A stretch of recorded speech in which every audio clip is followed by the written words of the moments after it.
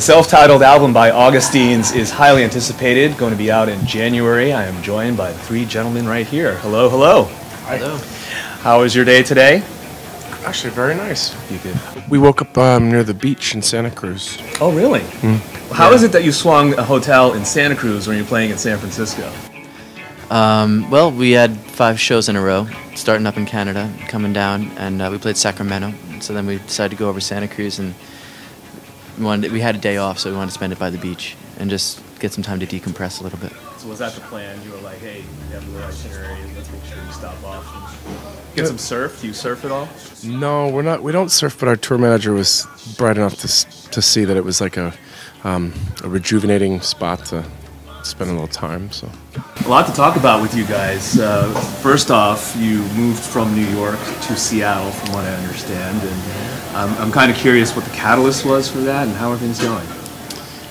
I don't know. Maybe we. Thanks, Eric. Maybe we just felt like we earned the right to kind of try something new after over a decade in New York. So Eric and I have been playing for 12 years, and kind of seen it, seen the hurricanes and the Christmas shoppers and everything else that goes on there, and it was just like, maybe to concentrate on the new music that's coming out of us and the show that we want to build, maybe we should go to a place that we can kind of take a deep breath a little more. So, yeah. Christmas shoppers, out of all things to bring up, you bring up Christmas shoppers. They're very aggressive. No. They're very focused. Bad experience in New York? It's just mayhem. I think the holidays are such a mad dash, like as far as Manhattan goes, and then like January tends to be pretty depressing because you kind of have to accept the weather now till sometimes May, and everyone's just kind of deflated, and they make a big to-do about it, Rockefeller and everything. Yeah. So why Seattle out of all places? The stereotypical thing is, oh, we're out in New York, we're going to LA, we're going to be, I was missing the weather. Need a bit of dreariness in our lives.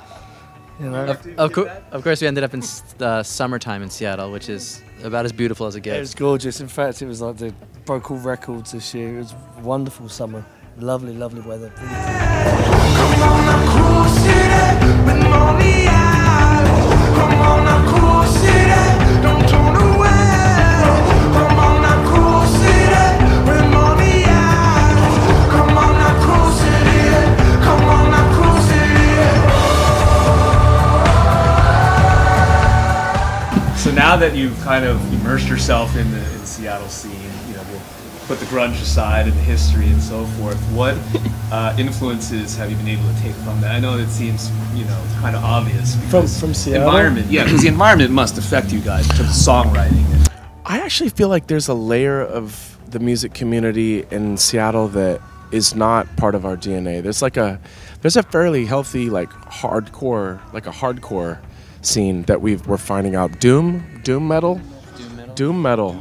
Yeah. Scream, a lot of like the low, dark, guttural screaming. Yeah, and like super sleeved out tattoos and going up the neck, and they're hardcore, and they're down with their music, and it's very healthy to see, because I think sometimes in New York, by way of being so large, it'd be impossible to have like a kind of a tight pocket. It seems like multiple pockets. It's just that big of a city. So it was really nice. We were right on Capitol Hill, and we had a rehearsal studio there getting ready for building our show, and it was amazing seeing these people. Like I felt like a wimp. I don't have any tattoos, like no crazy piercings. Like there's some dudes. There's a guy that had dreadlocks almost down to the ground. Remember that dude? Yeah, the crazy hard, but not like in a hippie way, in like I'll stab you kind of way. Like, yeah. Well, Seattle's rock and roll for sure. You know what? These are actually the Christmas shoppers. That's right. Yeah. That's great. New album. So, first off, you debut with Risey Sunken Ships, and great album. Now the second album is self-titled. Some people might have been thinking, is it going to be like Modest Mouse, where there's a different theme to every album? Is there a theme to this? Is there specific emotions and messages that came out in this album to say, let's just think it's self-titled? I think you have. Oh, Yeah, I mean, I've had a lot of really great things. To Yeah, say I mean, on this one, we had like you talked about with Rising Sunken Ships, we had a very clear line that went through the record. It wasn't ever intended to be a concept record, but in the end, in many ways, it did turn into one. And it was a very heavy topic. It was a very difficult time period that we lived through, and Billy was documenting it with his lyrics and his songs. And on this record, we realized that it's not so much about us, and we don't want it to be categorized as a band that's all about doom and gloom, because we're not.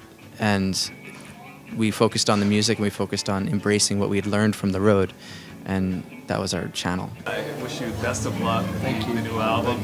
Maybe next time around, after it's released, you can come in our studio and play us a song or two. Love to. We'd love to.